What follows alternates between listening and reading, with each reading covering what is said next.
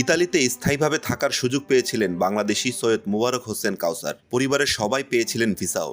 স্ত্রী ও ৩ সন্তানকে নিয়ে কয়েকদিন পরেই ইতালি যাওয়ার কথা ছিল তার। কিন্তু বৃহস্পতিবার রাতে রাজধানীর বেলি রোডের আগুনে পুড়ে মৃত্যু হওয়ায় ইতালিতে আর পাড়ি জমানো হলো না পরিবারটির।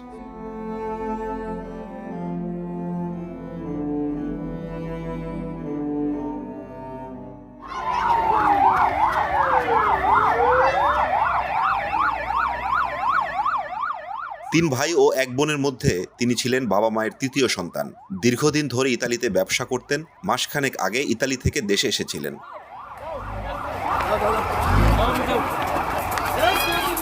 দিন আগে কথা হয়েছিল, ও আমার এক আপন ভাই মারা গেছে, ওর 2টা বাচ্চা রেখে মারা গেছে। ওরে জিজ্ঞেস করছিলাম আর কি যে তুই তো বাইরে থাকিস, এই 2টা এতিম বাচ্চার দিকে খেয়াল রাখিস। তখন সে বলছে যে কোনো চিন্তা করিস না, আমরা সবাই মিলে 2 জনরে দেখবো। মানে ও মায়ের মতন সবাই আঁকড়ায় ধরে রাখার চেষ্টা করতো। ও খুব ভালো ছিল, খুবই ভালো একটা ছেলে ছিল। সর্বশেষ কথা বলার সময় বলছে, মা আমার লেগে চিন্তা করেন না, আমরা সবাই ভালোই আছি। অনেক আমি কথা কইতাম না, আমি কিন্তু বাইরে যাবো বাইরে, তাই আপনার লোক আমার অনেক কথা আছে, কথা ওটার দিকে আমার এই মেয়ে আমার কাছে ফোন দিছে, মায়েরা যে বাইরে হয়ে গেছে আর তখনও আইছে না।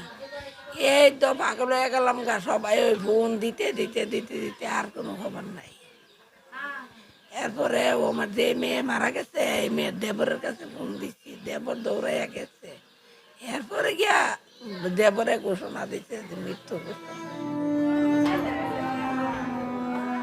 মোবারক হোসেনের শ্বশুর মুন্সি বাহারউদ্দিন দ্য ডেইলি স্টারকে জানান, তার মেয়ের জামাই মোবারক পরিবার নিয়ে ঢাকার মগবাজার এলাকায় থাকতেন। তার মেয়ে স্বপ্না আক্তার, 2 নাতি সৈয়দা ফাতেমাতুজ জোহরা কাশফিয়া ও সৈয়দা আমেনা আক্তার নূর এবং একমাত্র নাতি সৈয়দ আবদুল্লাহকে সঙ্গে নিয়ে রাতের খাবার খেতে কাচ্চিভাই রেস্টুরেন্টে গিয়েছিলেন মোবারক। কিন্তু সেখানে অগ্নিকাণ্ডের ঘটনায় সবাই পুড়ে মারা গেছেন।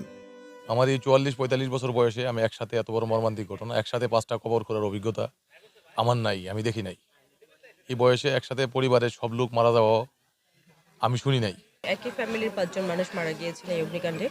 তো আমরা ওদের ফ্যামিলির পক্ষ থেকে আমাদেরকে কেউ কিছু জানায়নি, বাট আমরা এসেছি তৎক্ষণাৎ জানতে পেরে ওনাদের এখানে যারা আত্মীয় স্বজন আছেন তাদের সাথে কথা বলতে, এবং ওনাদের সকলের তথ্য আমরা নিয়েছি এবং এটাও বলে দিয়েছি যদি কোনো সহযোগিতা প্রশাসনের বা রাষ্ট্রের পক্ষ থেকে কোনো সহযোগিতা লাগে, আমরা উপজেলা প্রশাসন সবসময় ওনাদের পাশে আছি সহযোগিতা করার জন্য।